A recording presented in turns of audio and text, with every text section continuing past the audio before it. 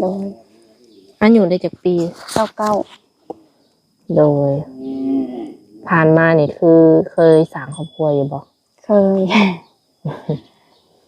แต่ว่าตอนนี้นี่โสดสิบ่ โสดบ่มีสเปคแบบใดก็ได้แต่อยากได้แบบอายุหลายกว่าข่อยก็3ข่อยก็สิฮอดหลัก3เลยเด้ก็30ปลายขึ้นไปถ้าว่าเจอคนที่ว่าเพิ่นถูกใจเฮาถูกใจเพิ่นเนาะ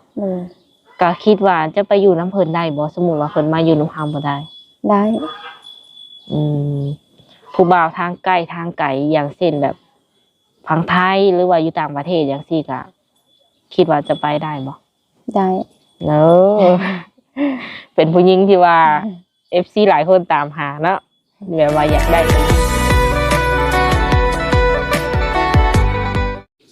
โดยสบายดีสบายดีสาวโสดแล้วก็ FC เบิดทุกคนเนาะวันนี้พามาหาสาวโสดหน้าใหม่ทุกคนเลยผู้เจ้าผู้งาม เปิดใจครั้งแรกสำหรับจักแม่นก่อนอื่นเนาะทางเฮาก็ขออนุญาตถามข้อมูลของเจ้าก่อนตัวใดที่ว่าสะดวกตอบก็ตอบเนาะคันว่าตอบบ่ได้ก็ผ่านไปก่อนอื่นแนะนำตัวแน่ชื่อว่านั่นแหละชื่อสาวสาอันอยู่ได้จากปี29โดยผ่านมานี่คือเคยสร้างครอบครัวอยู่บ่เคย แต่ว่าตอนนี้นี่โสดสิบ่โสดคือเขาสร้างครอบครัวนี่ได้จักเทื่อแล้วตั้งแต่เป็นสาวมาเทื่อเดียวเทื่อนี้แหละได้ลูกได้หยังนำกันจับเจือบ่ได้ลูกคนหนึ่งหญิงหรือชายผู้หญิง9 ปีแล้วป้าเพิ่นจักควมแล้วเนาะ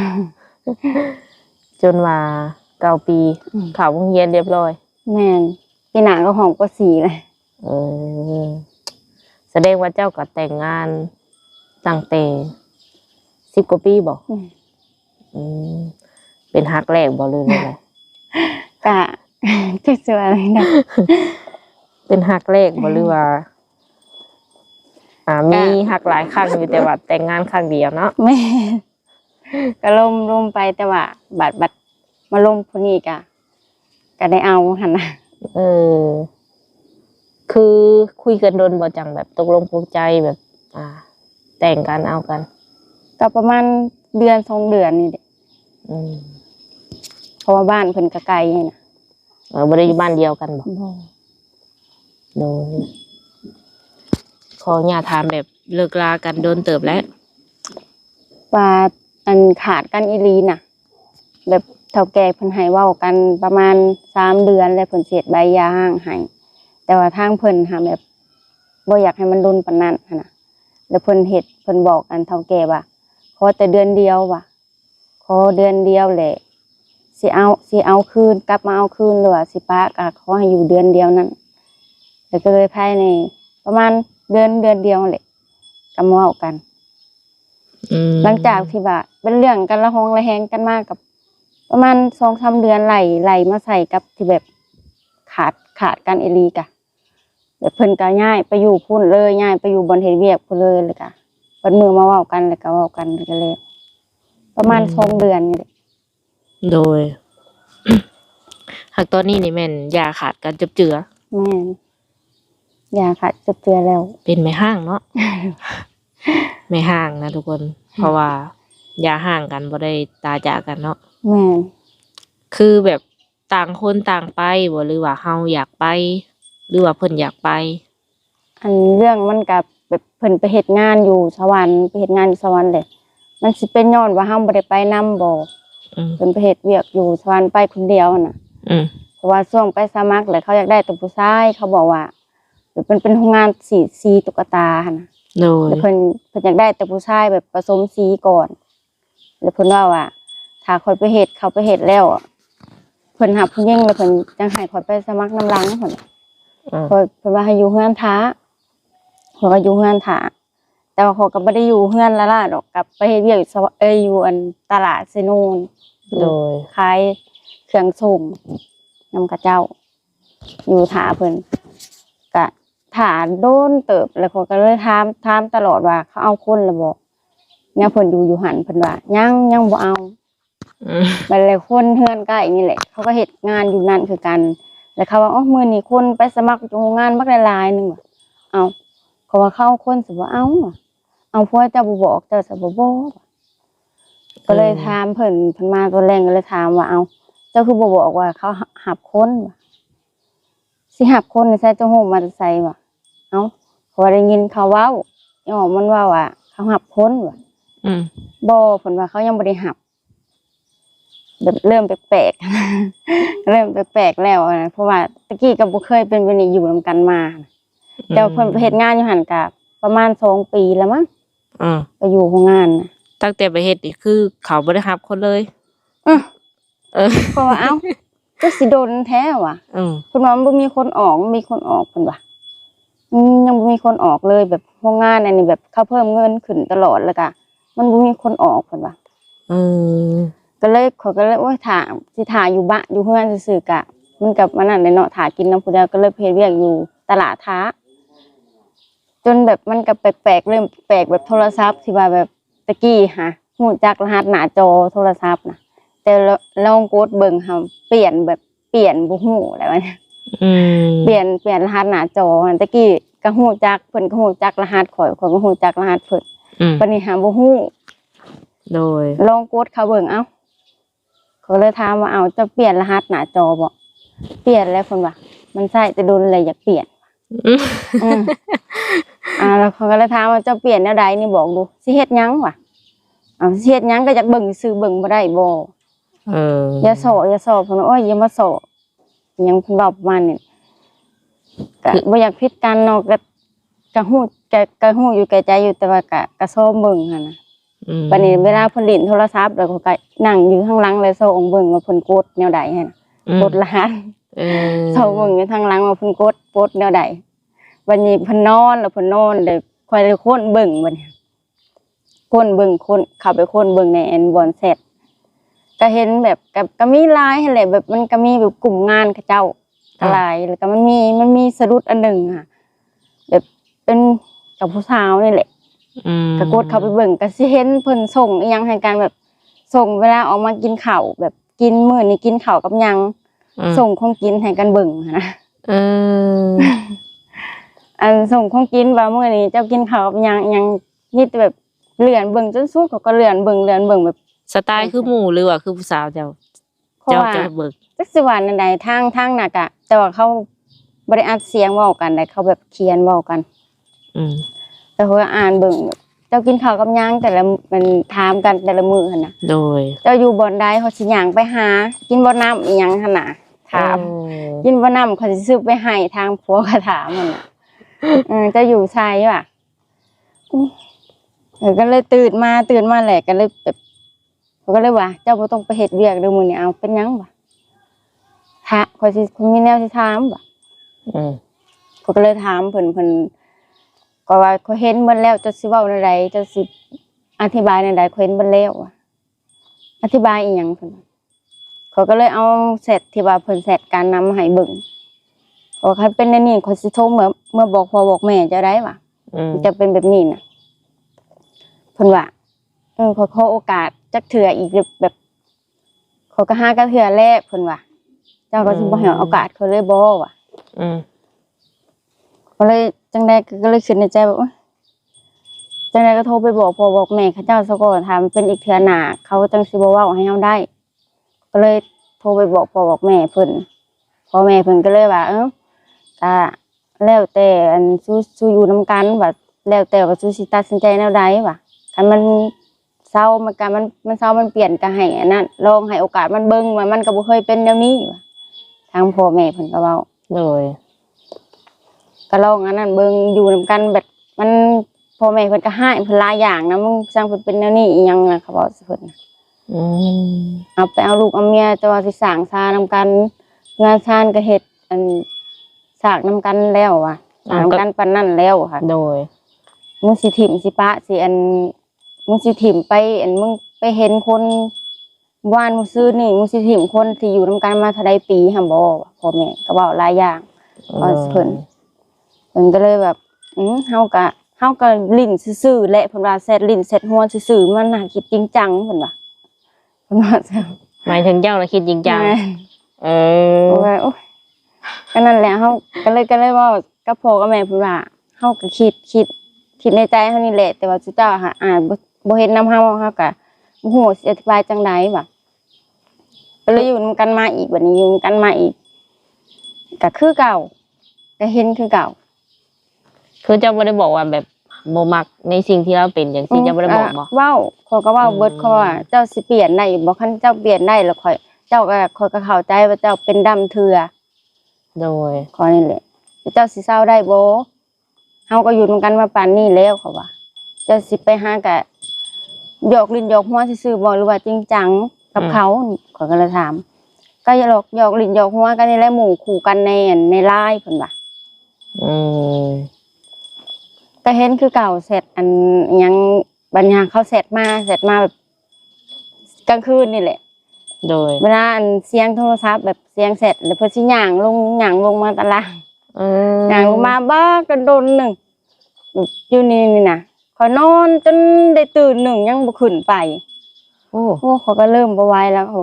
ก็เลยเว้าให้แม่พ่อพังว่ามันนั่นแหละมันบ่เปลี่ยนเลยเฮาว่านี่นะว่ะเพราะว่ามันคันว่ากสิท่ามันคักๆว่าคันว่ามันอยากไปมันหมักหักกะให้เอาเฮาก็สิป้าให้ว่ะโหก็เลยเว้าให้พ่อแม่พังพ่อแม่ก็เลยเอิ้นเพิ่นมาถามก็บ่ฮู้ว่าเป็นจังใดแบบเพิ่นก็เว้าออกมาแบบหรือว่าพ่อแม่เฮาฮู้แล้วเพิ่นบ่อยากเสียเปรียบบ่รู้นั่นใดแหละเพิ่นก็เลยเว้าออกมากะซั่นกะคันว่าเป็นแนวนี้แหละเฮาสิไปเองว่ะเพิ่นว่าอย่างนี้หั่นน่ะคันเป็นแนวนี้กะเฮาสิไปเองเอาแล้วเฮาเลยว่า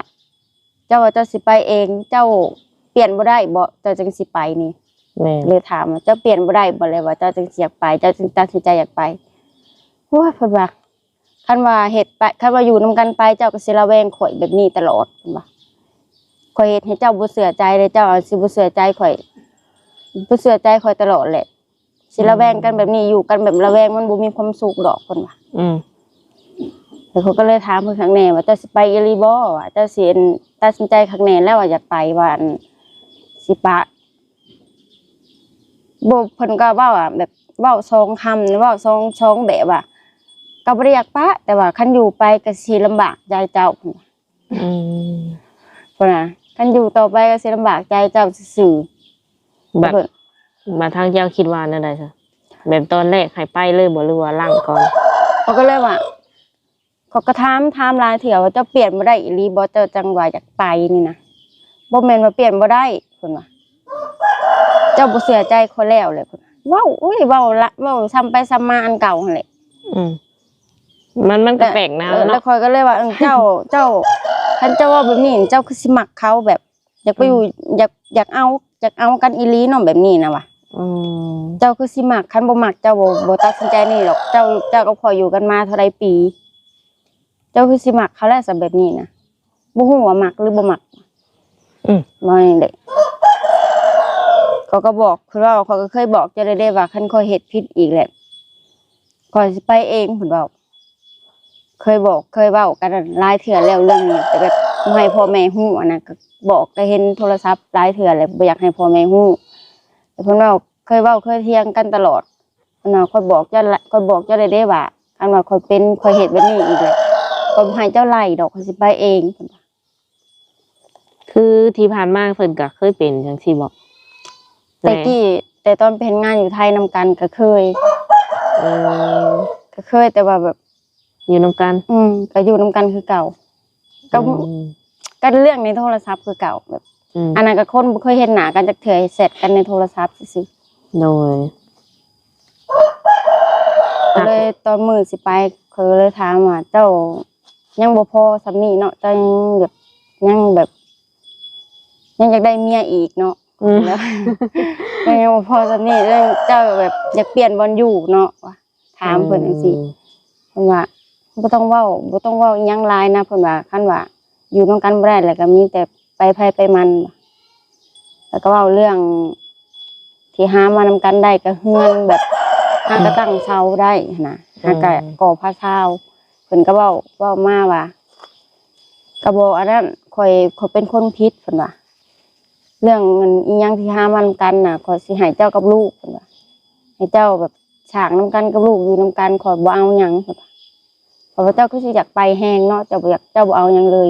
ว่าไปก่อนเลยแม่นบ่แล้วถามพ่อแม่เพิ่นพ่อแม่โทรไปถามพ่อแม่เพิ่น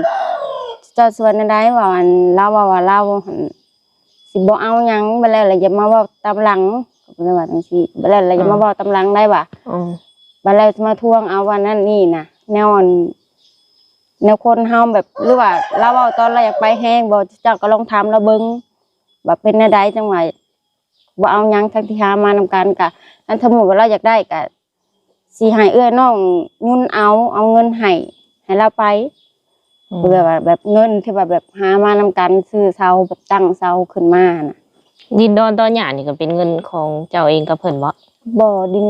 กับพ่อกับแม่โอ้มีแต่อันซื้ออุปกรณ์ซื้อโดยคิดว่าเป็นดินที่ว่าซื้อนำกันดินของแม่ของพ่อแบบเพิ่นให้ตั้งคือตอนเห็นทำอีกก็บ่ได้รู้สึกตกใจหรือว่าอีหยังบ่ก็ตกใจก็ตกใจแต่ว่าเฮ็ดแบบใจเย็นหั่นน่ะใจเย็นสู่เสือแบบเบิ่งไปก่อนเพราะว่าเขาจะเป็นคนแบบเงียบๆนะถ้าเห็นแล้วบ่โวยวายค่อยๆแบบค่อยเบิ่งไปแต่ละมื้อว่าเพิ่นสิแบบใดแล้วก็เบิ่งไปหั่นมันบ่คือเก่าออกลงมาตารางบ้างโดนแต่ละเถื่อคือตั้งสังเกตก่อนนะเนาะบางเถื่อเสียงโทรศัพท์มาเขาก็คิดว่าพี่น้องเพิ่นโทรมาแต่บ้านบางเถื่อก็ย่างมาว่าฮอดพี่ย่างมาโทรศัพท์เพิ่นบ่อยากให้ข่อยได้ยินค่ะไปเวียงนี่จักโมงไปหั่นไปมันมีรถรับส่งไปรถเขาเจ้ามารับ 6:30 น.กลับบ้านมาหาเฮาแต่ละมื้อนี่ประมาณจักโมงคันมีโอหั่นประมาณ 7:30 น.ฮอดคันบ่มีโอ 4:30 น.คือเจ้าก็พยายามที่จะไปเฮ็ดเวียกนำเพิ่นตลอดเลยแต่เพิ่นบอกว่าทางโรงจักโรงงานเพิ่นบ่ได้มีนโยบายที่จะรับคนนั่นแหละเพิ่นว่าเขายังบ่รับก็ต้องว่าอยากให้แห้งที่ว่าเขามาบอกคนอยู่เฮือนใกล้มาบอกว่าเขาไปสมัครเวียกบักหลายว่ะเอาป้าเขาก็อยากให้แห้งในตอนน่ะก็มีซังอยู่นำกันคือบ่เจ้าบ่อยากให้เขาไปเฮ็ดเวียกนำเจ้าบ่หรือว่าแนวใดว่ะคือว่าเราย่านจะเมื่อยไปจักบ่ฮู้คิดในแง่บวกเนาะคิดในแง่ดีเอาไว้แบบว่าเพิ่นก็ว่าเพิ่นว่าแก้หน้าไปว่าก็อยากให้เจ้าอยู่เฮือนเพิ่นว่าให้เจ้าอยู่เฮือนเบิ่งลูกไปโรงเรียนซื้อของอยู่กินมาเฮ็ดให้ลูกกินเพิ่นว่าโอ้ยเรื่องนั้นมันบ่ได้ยากดอกว่าเขาอีพ่ออีแม่ก็อยู่ว่ะลูกผู้เดียวเนาะเรื่องเงินเรื่องค่ำนี่คือเพิ่นให้เฮาเป็นคนเก็บบ่หรือว่าเพิ่นเก็บเองได้มาเบิดอันเอาให้เบิดแต่ว่าเพิ่นสิขอเอาให้เบิดแต่ว่าขอเอาประมาณ 4-5 แสนประมาณนี้เอาไว้เติมบัตรยังเพิ่นว่าเอาไว้ซื้อของอยู่กินไปโรงงานถ้าว่าเบิดถ้าว่าเอาสมมุติเอาไป5 แสนน่ะก็บางเทื่อเบิดเดือนบางเทื่อก็บ่เบิดเดือนซ้ำบางเทื่อบ่เบิดเดือนก็มาขอเอาอีกเพิ่นเอามาให้เบิดเรื่องเงินอันนี้จักสิว่าไหนเนาะเลิกกันแบบว่าคันว่าง่ายก็คือง่ายนะแม่นบ่ได้มีก็แม่นแบบไปแบบง่ายๆจักเฮาก็บ่คิดว่าแบบก็คือว่าป้าบ่เคยป้าผัวจักเทื่อบัดป้าอะไรแบบคือว่าง่ายแบบเฮ็ดคนอื่นเขาป้าก็คือว่าแหลนผู้แหลนพี่บัดเฮาป้าอะค่ะก็บ่ได้มีอีหยังหลายมีแต่ว่าเว้ากันแบบ2 คนแบบตกลงกันได้ว่าทางเราก็อยากป้าแน่บ่อยากป้าแน่คือแบบเราเว้าแต่เราเพิ่นว่าเขาก็เลยจักสิว่าในแรกคันเจ้าอยู่คันว่าเจ้ายอมเปลี่ยนยอมแปลงข่อยก็เอาคือเก่าแต่เพิ่นว่าเพิ่นมีแต่เว้าแต่แนวนั้นมีแต่เว้าว่าเจ้าระแวงข่อยอยู่กันไปก็บ่มีความสุขบ่ม่วนบ่อันนั้นดอกใช้ชีวิตบ่มีความสุขดอกเจ้าระแวงอยู่แบบนี้ว่ะบัดเรื่องลูกได้ซะเฮ็ดได้เรื่องลูกก็มีแต่ว่าถามว่าไผมีก็มีแต่ส่งเอาคือเราแบบเราบ่ได้เอาไปอยู่นำแบบลูกก็อยู่น้ำข่อยเลยเล่าว่าถ้ามีก็ไม่ได้ส่งเงินมาให้ ถ้าว่าจะเป็นอุ่นๆก็บอกส่งเงินมาให้ ลูกหักลูกนี่แม่นอยู่น้ำเจ้าเนาะ แม่น เรื่องเงินเรื่องคำนี่พ่อก็สิส่งแม่น แม่น ตอนนี้ทำใจได้แล้วบ่หรือว่ายัง ก็ยังทำใจบ่ได้ ยังกินฮอดบ่หรือนั่นแหละขออนุญาตถาม ก็เรื่อง คิดฮอดอยู่ ก็ บ่ใน คิด ใจ ฮอดก็คิดฮอดแต่ว่าก็คิดแบบแค้นที่เขาเฮ็ดนะเฮ็ดใส่เฮาแบบ คือว่าเฮาแบบเฮาก็บ่ได้เฮ็ดเฮาก็ซื่อสัตย์นำเพิ่นอยู่ แต่ว่าเพิ่นนี่ยังคือบ่เฮ็ดจังซั่นบ่คิดนะบ่เคยคิดนี่ว่าบ่เคยคิดว่าสิได้แบบมาเจอแบบนี้ กับตัวเอง หรือว่าเฮาเฮ็ดอีหยังขาดตกบกพร่องบ่ก็คิดไปต่างๆนานาเนาะ แม่ก็คิดว่าเฮาเฮ็ดหยังบ่เฮาเฮ็ดหยังแบบเฮาเฮ็ดหยังแบบบ่ให้อันแบบ ให้เขาเบื่อบ่รู้ว่าแนวใดทั้งที่ว่าห้องอยู่ห้องกินเนาะค่ำมาเพิ่นมากะเฮ็ดแล้วเบิดแบบเรื่องแบบนี้เรื่องเฮือนในซ่านเฮาก็บ่ได้ให้ยากมากกับแม่กินข้าวแล้วอาบน้ำกินข้าวบ่ฮู้ว่าอีหยังแบบมันจังเป็นแบบนี้นะ ถามเพิ่นไปตรงๆแหละเพิ่นว่าให้ได้ทำอีก ถามเพิ่นก็เพิ่น คุยเล่นบ่หรือหยัง ฮะ ถามเพิ่นไปแบบอันนี้หมู่บ่หรือว่าผู้สาวจังซี่นะ ถามตอนที่ว่าเห็นแต่วิทย์ว่าเอาไผอันเนี้ยว่ะ หมู่เพิ่นว่าหมู่อยู่ในไลน์เฮ็ดเวียกนำกันเพิ่นว่าเฮ็ดเวียกนำกันก็เสร็จกันธรรมดาเพราะว่าเขาก็เห็นมันเป็นเสร็จกลุ่มเด็กเสร็จกลุ่มแบบเขาส่งงานส่งรูปตุ๊กตาอีหยังให้กันก็เบิ่งกันนะแต่ว่ามันมีหลายคนมันเป็นกลุ่มแต่ว่าอันเขาเรียกว่ามันคือบ่มีมันบ่ได้มีในกลุ่มแล้วมันมีแต่แบบส่วนโตวเลยได้อันเจ้าเสร็จกันส่วนโตวว่ะก็เลยว่าจังซี่คันว่าอันเป็นหมู่อันร่วมงานเป็นหมู่แบบเสร็จกันอันส่งงานอีหยังเขาก็คือว่าเบิ่งเบิดคือบ่มีนะว่ะอันนี้มันเสร็จกันแบบบ่มีงานบ่มีรูปตุ๊กตาอีหยังส่งตุ๊กตาอีหยังแบบเกี่ยวกับงานเลยหั่นน่ะมันมีแต่แบบเจ้าส่งของอยู่ของกินไปให้กันอีหยังอ้าวเพิ่นว่าก็หมู่คู่กันส่งกันบ่นี่บ่ได้ซะบ่มันบ่แม่นเพราะนั่นแหละหมู่ใครว่าเป็นหมู่ผู้ชายเขาบ่คิดหยังดอกอันนี้หมู่ผู้หญิงเพราะนั่นแหละคล้ายๆคือจีบกันเนาะ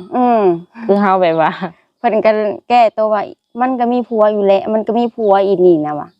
มีบ่มีเขาก็บ่ฮู้จักแล้วเขาบ่ได้ไปเฮ็ดเวียกนำเจ้าว่านั่นแหละเขาก็บ่ฮู้แล้วว่ามีหรือบ่มีแต่เจ้าว่ามันมีผัวอยู่แต่มันมีผัวเพิ่นหาคนฮู้ผู้ชายอันที่ถ่ายคู่กันกับอันนะฮะเอามาให้ข่อยเบิ่งนี่เด้นี่ได้ฮู้คู่กันอันผู้บ่าวมันผัวมันนี่น่ะเพิ่นว่าเขาว่ามันก็แม่นอยู่ว่าโอ้ยมันคืออ้ายเขาว่าเด้ว่ามันอีหยังมันก็หัดไปพันธงบ่ได้ดอกว่าเป็นผัวแบบเป็นผัวน่ะบ่มีเพิ่นฮู้ดีสำหรับข่อยก็บ่ฮู้นอกจากเจ้ากับเราฮู้ดีเพราะนี่แหละว่าเรามีผัวหรือบ่มีผัวน่ะว่ะโดยเพราะว่าข่อยเบิ่งเวลาเจ้าเบิ่งอีหยังที่เจ้าเสร็จการหามันคือมันบ่แม่นหมู่ติแบบนี้น่ะว่ะส่งอีหยังแบบจะกินบ่น้ำซื้อน้ำไปให้กินนั่นนี่ยังคือมีแบบนี้เพราะนี่แหละข่อยก็บ่เคยจักเทื่อเนาะตั้งแต่ข่อยตัดสินใจข่อยมีครอบครัวก็บ่เคยสิไปเสร็จหาผู้ใดแบบไปถามไปเว้าแบบนี้เอาแม่คันข่อยเฮ็ดแบบนี้เจ้าสิบ่อยากให้บ่ข่อยว่าสมมุติว่าข่อยเจ้าเห็นข่อยเสร็จแบบนี้น่ะเจ้าสิบ่อยากให้บ่ข่อยสิถามความรู้สึกเจ้าข่อยนั่นแหละแล้วเพิ่นก็หาว่าเฮางี่เง่าเนาะเพิ่นก็ว่าเจ้านี่คิดร้ายเป็นบ้าเนาะว่ะนั่นก็ประสาทอันนั่นก็เป็นประสาทเพิ่นว่าเป็นบ้าว่ะหาเรื่องผิดกันอยู่สื่อดีบ่มักแล้วก็อย่างนี้เวลาเว้ากันแล้วก็อย่างนี้อย่างลงมาบักโดนๆจึงขึ้นไปวู้เฮ็ดอีหยังอยู่ตารางนี่บ่อยู่ตารางนี่จนดึกดื่นเที่ยงคืนมื้อเที่ยงก็จน1 โมงลายแบบค่อยซ้อมเบิ่งแบบนะฮะลายมือเป็นอาทิตย์แบบลิ้นโทรศัพท์อยู่ในตารางนี่บ่ขึ้นมาบางเทื่อเนี่ยเขาก็นอนอยู่ทั้งเฮือนเขาก็ได้ยินเสียงโทรศัพท์บางเทื่อก็บ่เว้าได้อยู่ในกองตารางเพราะย่านได้ยินเสียงบางเทื่อก็ย่างมาอยู่พี่อยู่แคมหนองพี่มาเว้าโทรศัพท์สังเกตถ้าเอ้ยน้องพ่อแม่มันโทรมาแต่ทางบ้านน่ะเพิ่นสิเว้าให้ได้ยินอยู่หั่นแต่ถ้าแบบบ่ฮู้จักว่าไผโทรมาจังหยังนี้แต่ข่อย เฮาก็จักอยู่เนาะ บางเทื่อน่ะเขาก็บางเทื่อเขาก็แบบอยากฮู้อะนะเขาก็เฮ็ดตั้งแต่ย่างมาเลาะๆเละๆแถวนี้แบบอยากฮู้ว่าเว้าอีหยังก็ว่าง เออ เห็นเขาย่างมาแบบใกล้สิมาฮอดเพิ่นแล้วเพิ่นก็ว่างเด้ เคยถามไปตรงๆว่าแบบเพิ่นคุยกับไผบ่ยัง ถาม เออบ างเทื่อเขาย่างมาแล้วเพิ่นว่างโทรศัพท์ข่อยว่าเจ้าเว้ากับไผเบิดเขาย่างมาเจ้าคือว่าง อืม เว้ากับไผเว้ากับหมู่เพิ่นว่าเว้ากับหมู่คือหยังนี่แต่ข่อยคือบ่ให้ข่อยได้ยินนำ เอ้าเจ้านี่ก็เนาะตั้งโสว่ะเจ้านี่มักโสอะไรเนาะเรื่องโซนเรื่องแบบ เจ้าก็ให้ข่อยเป็นอิสระเนี่ยกูว่าเพิ่นว่า มันก็คนเฮามันก็อยากมีอิสระส่วนตัวของไผของมันตัวเนาะเพิ่นว่าเจ้าละอีหยังก็สิมาสออีหยังสิอยากมาเบิ่งอันจนเบิดเพิ่นว่าบัดคือโทรศัพท์เพิ่นน่ะให้เพิ่นฮู้เบิดแล้วรหัสอีหยังก็แบบแนวเฮาก็บ่ได้เฮ็ดอีหยังแบบนั้นอยู่แล้วบัดเพิ่นน่ะแบบ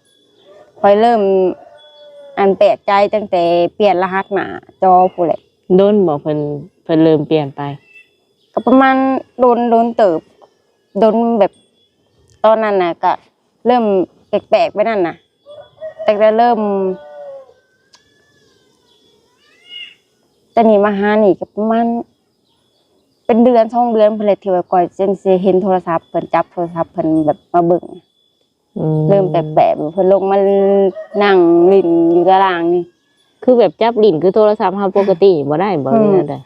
เวลาเพิ่นมาแต่เวียกแล้วเพิ่นสิสากแบตไว้เลยเพิ่นลงมาอาบน้ำเพิ่นสิฟ้าวขึ้นไป แบบย่านเฮาเบิ่งโทรศัพท์ย่านหันลิ้นโทรศัพท์หลังจากที่เขาก็ฮู้รหัสแล้วก็บ่ปะเลยโทรศัพท์อาบน้ำก็ถือมานำหลังจากที่ว่าแบบค่อยเห็นค่อยลักเบิ่งโทรศัพท์เพิ่นแบบค่อยถามเพิ่นสุดนั่นเลยก็บ่ปะเลยโทรศัพท์น่ะอาบน้ำก็ถือมานำก็จะว่าโทรศัพท์ตกน้ำซะเด้อว่ะก็จนห้องใส่แล้วเพิ่นว่าก็อย่ามันว่ะ ไปแบบคือเอาง่ายๆก็คือ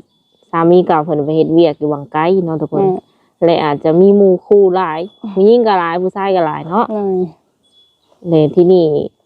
ส่วนหลายเพิ่นจะอยู่บ่อนเฮ็ดเวียกหลายกว่าอยู่กับเมียว่าซั่นซะบางทีก็อาจจิตใจอาจจะเปลี่ยนไปเล็กๆน้อยๆเนาะเลยที่นี่เจ้าอาจจะทนบ่ไหวกับแบบว่าพฤติกรรมที่เพิ่นเฮ็ดไปกลับไปกลับมา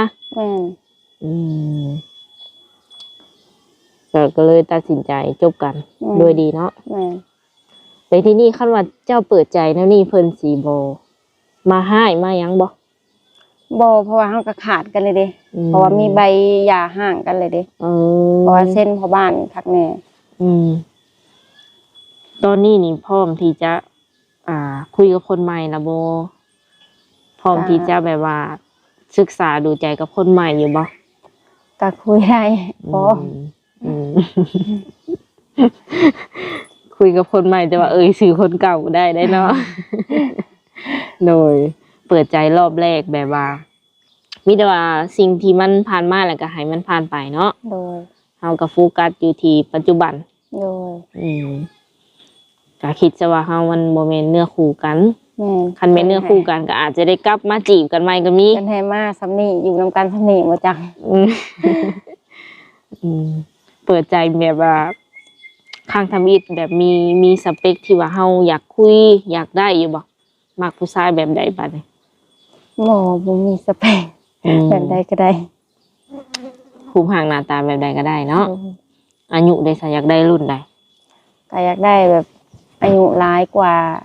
ข่อยก็3ข่อยก็สิฮอดหลัก3เลยเด้ก็30ปลายขึ้นไป50 60ยังมีสิทธิ์บ่ยังคุยได้เนาะขออนุญาตถามแบบอยู่เฮือนเฮานี่ตอนนี้นี่อาศัยอยู่กับไผอยู่กับพ่อโดยกับลูกสาวเจ้านะโดยอ้ายน้องนี่ก็ยังอยู่นํกันบ่น้องก็อยู่กับเฮือนหลังนี้กับแม่แบบว่าออกเฮือนไผออกเฮือนเราแม่นจะเป็นลูกคนที่เท่าไหร่คะคนที่2มีอ้ายน้องกันทั้งหมดจักคน4คนบ่แม่นลูกหลานเนาะ คันมื้อหน้ามื้อในนี่ถ้าว่าเจอคนที่ว่าเพิ่นถูกใจเฮาถูกใจเพิ่นเนาะ ก็คิดว่าจะไปอยู่น้ำเพิ่นได้บ่สมมุติว่าเพิ่นมาอยู่น้ำเฮาบ่ได้ ได้ อืมผู้บ่าวทางใกล้ทางไกลอย่างเช่นแบบพังไทยหรือว่าอยู่ต่างประเทศอย่างซี่ก็คิดว่าจะไปได้บ่ ได้ เนอะ เป็นผู้หญิงที่ว่า FC หลายคนตามหาเนาะแบบว่าอยากได้ไปอยู่น้ำอหย่างประมาณนี้แลเพิ่นอยากคุยกับเฮาสมมุติว่าเพิ่นเห็นคลิปเนาะเพิ่นอยากคุยกับเฮาอย่างซี่นะมีแบบช่องทางติดต่อให้เพิ่นอยู่บ่ ก็มีเฟซ ไลน์ก็มีบ่ ไลน์ยังบ่ได้เฮ็ดตั้งยังบ่ได้ตั้งซ้ำ เคยเล่นอยู่บ่ แบบโหลดมาอยู่โหลดมาแล้วมันตั้งบ่ได้ เออ แล้วเขาว่าให้ห้านเขาเฮ็ดให้โหลดมาแล้ว หากตอนนี้นี่ยังบ่ทันได้ไปเทื่อ ยัง เอาให้มีผู้บ่าวเข้ามาก่อนเนาะ โดย โดยก็เชื่อว่าสิมี FC หลายคนเพิ่นอยากรู้จักกับเจ้าอยู่เนาะเพราะว่าทางเจ้าเองก็ผู้จบผู้งาม อยู่เพื่อนเลี้ยงลูกเล่นนี่เนาะเฮ็ดงานนํตอนนี้ยังเฮ็ดบ่ บ่ได้ไปประมาณเป็นทิศปลายแหละเป็นไข่ อยากได้ผู้ชายที่ว่าฐานะดีร่ำรวย หรือว่าสาวไร่ชาวนาทำมาค้าขายนี่ก็ได้บ่หรือแนวใด ฐานะก็ธรรมดาคือเฮาธรรมดาบ้านเมืองเฮานี่แหละต้องให้ชาวนาชาวสวนหยังก็ได้ เพราะว่าเฮาก็ลูกต้องให้ชาวนาเนาะ คะแนนดุมันเนาะ โดย เคยไปเมืองไทยอยู่บ่ เคยไปเฮ็ดตะกี้ก็ไปกับเพิ่นนั่นแหละไปเฮ็ดอยู่แถวปากช่อง หัก ไปอยู่งานสวน ไปอยู่งานสวน แม่ แบบไปสายเดียวนี่เคยไปบ่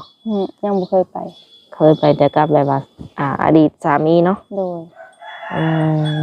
ถ้าสมมติว่าเขาเปิดใจแล้วนี่แต่ว่ายังบ่มีคนเข้ามาเนาะก็คิดว่าจะไปหาเงินอยู่บ่ กลับไป ข้ามฝั่งไทยเลยบ่หรือว่าสิไปขายเครื่องหม้องเก่า แต่ว่าสิไปเฮ็ดงานอยู่ไทย ไปไกลๆเนาะ แม่น อยู่ใกล้เลย ไกล บ่ตีไผเลยเนาะทุกคน ลองไปเบิ่งหั่นน่ะไปคนเดียวไว้ บ่ตีไผคันว่าอยู่วนเวียนไผแบบบ่อนเก่านี่อาจจะคิดเห็นแบบความหลังเนาะ แม่ เลยก็ถ้าบ่มีคนเข้ามานี่ก็แน่นอนจะต้องคิดฮอดคนเก่า เรื่องหนังสือนี่แบบอ่านออกเขียนได้อยู่บ่ โดยพอได้ เรียนจบครั้งแน่บ่ เรียนจบป .5 ได้ใบประกาศ พออ่นได้เขียนออก ภาษาลาวภาษาไทยนี่แม่นรอดแล้วเนาะ ถ้าว่าผู้บ่าวเพิ่นอยากคุยนำเนาะสามารถแบบคุยกับเพิ่นได้ช่วงใดแบบเฮาว่างอะนะ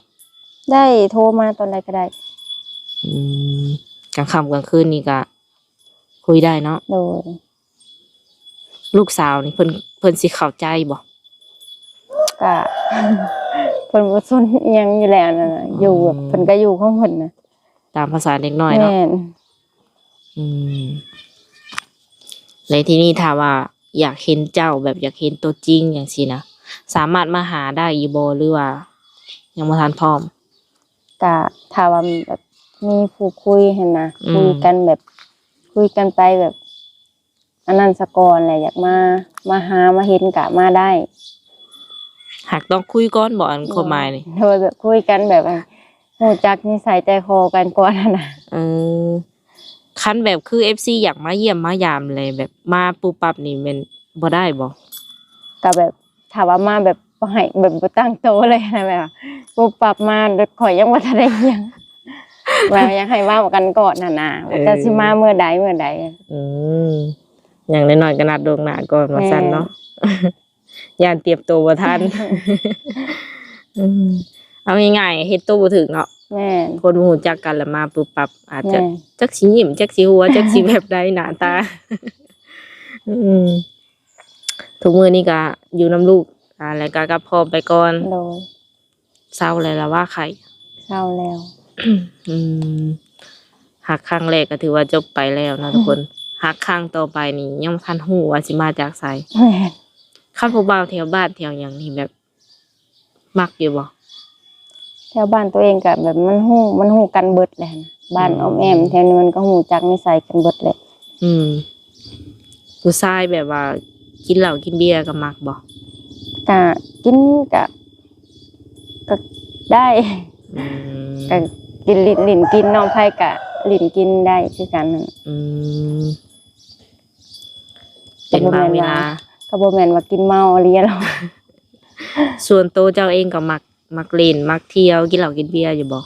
ก็แบบถ้าว่าเป็นเทศกาลอิหยังก็กินกับเอื้อยกับน้องอยู่เฮือนก็กินอยู่ ปาร์ตี้ทุกมื้อนี้ได้ไปอยู่บ่ อืม มีลูกแล้วแฮงบ่ได้ไปเลยเนาะ โดยชีวิตที่ผ่านมาก็ถือว่าผ่านมาหลายเนาะแล้วก็จบแบบงงๆนะทุกคนก็บ่ได้มีสิว่าเป็นเรื่องของความรู้สึกล้วนๆเลยเนาะ โดย เรื่องแบบทำให้ร่างกายนี่ก็บ่ได้มีเข้ามาเนาะ อืม อันที่คิดน้อยใจนี่คือคิดน้อยใจว่าเพิ่นเป็นหยังก็ไปคุยกับคนอื่น แม่นทั้งที่ว่าแบบเขาก็บ่เคยคิดว่าเราสิเฮ็ดแบบนี้นะแบบบ่เคยคิดระแวงมาอยู่กันมาบ่ได้ระแวงแบบก็ระแวงอยู่แต่แบบเราก็เฮ็ดให้เฮามั่นใจอยู่ แต่ว่าบ่คือแบบบัดสิไปแบบสิไปกับเรื่องแบบนี้อะนะสิไปย้อนเรื่องแบบมีผู้สาวแบบนี้นะ บ่เคยคิดเคยฝันมาก่อน แม่น คือตอนอยู่น้ำเฮาก็คือว่าหักกับแพงอยู่สิบ่ แม่นคันว่าตบตีกันแบบว่า อันนั้นเฮ็ดให้เฮาแบบอันนั้นเฮาก็อดบ่ได้ดอกคันว่าแบบนั้น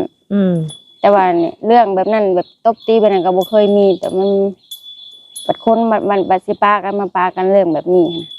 คันสิว่าเรื่องมันก็บ่ได้อันนั้นก็บ่ใหญ่บ่หยังก็แต่มันก็จนได้ปากันย้อน เนาะแบบงงนะแบบบ่ตั้งโตแบ แม่ บ ในใดก็มีแต่ว่าเดินหน้าต่อเนาะเป็นกำลังใจให้ โดย สำหรับ FC คนใดที่ว่าอยาก